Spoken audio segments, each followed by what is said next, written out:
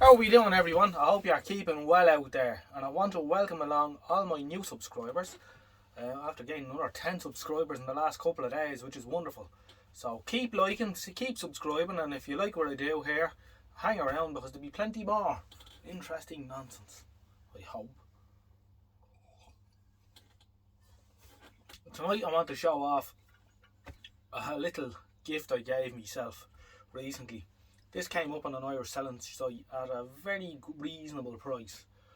So much so that I couldn't turn it down. And what I'm going to say to you is, I'll tell you a little backstory first. Well, not a backstory as such. On the same selling site many years ago, I purchased this.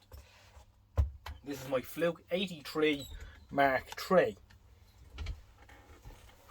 And I sort of like multimeters and that. I suppose it's another sort of a sickness of mine. Here's another Fluke multimeter. This is a Fluke 29, which would have been the bee's knees back in the day. And it's still a very respectable multimeter. I probably should use that more often. This one came up anyway. And it was at a bargain price of €60, right? And it says, I'll have a bit of that. Now, it was a lot dirtier than this and whatever. So, met the man at a petrol station and I gave him the €60 and I got it home. I put my leads into it. No leads with it on for 60 quid, obviously. Put the leads into it and it didn't work. The leads didn't do anything. So anyway, I did a little bit of digging online. It turns out that the parts are one unit. And the pins crack where they enter the board.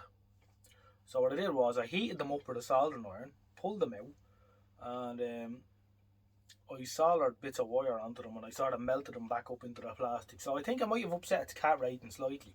However, that was at least 8 years ago, and it's been working away perfectly for those 8 years, and it's my go-to multimeter.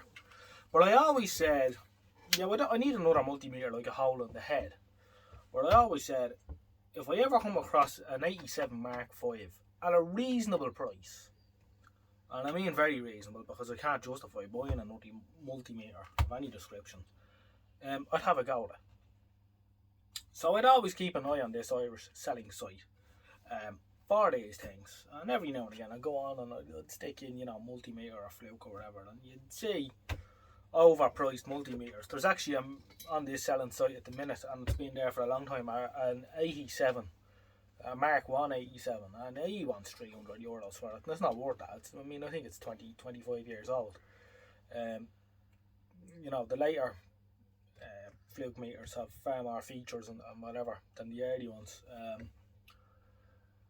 And to be the odd Fluke 175 and stuff like that will come up. And again, you're talking 300-400 quid. So when I put in Fluke the other day, an ad came up, Fluke 28 Mark II, in carrying case with manual and leads and alligator clips. And I thought, but there was no picture. And I thought, looks a bit dodgy, no picture. Anyway, it was up for a few days and curiosity got the better of me, and I made me offer. And I went to the man's house and he opened the front door and he handed me this. And for what I got, it was a reasonable price. Now he wasn't robbed, he got good money, but I knew what it was. He produced this, never used it.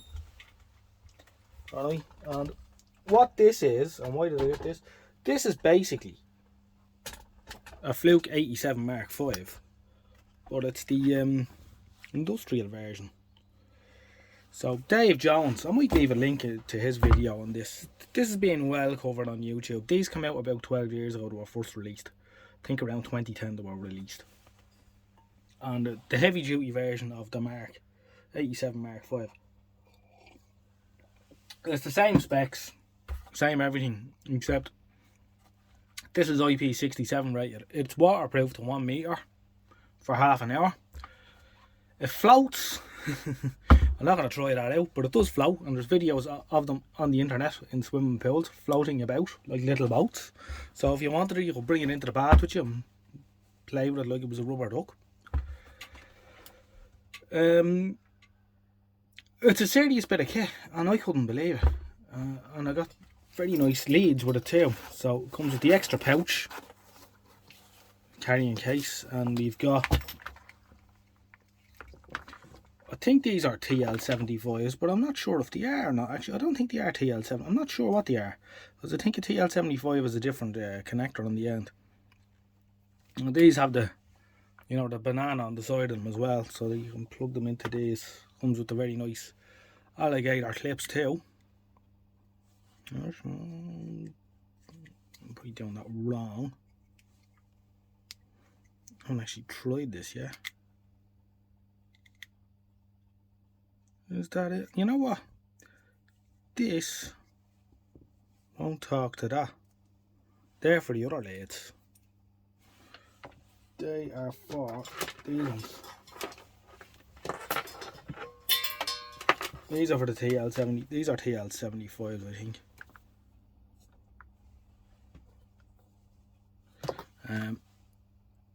Yeah, they're for them ones. Not to worry. Just noticed that.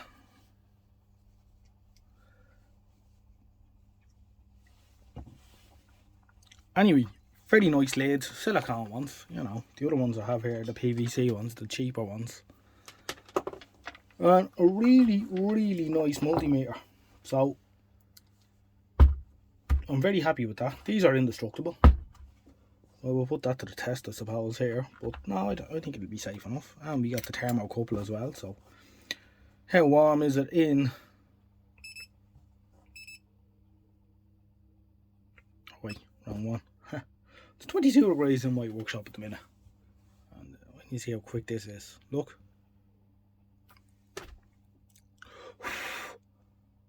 Rapid.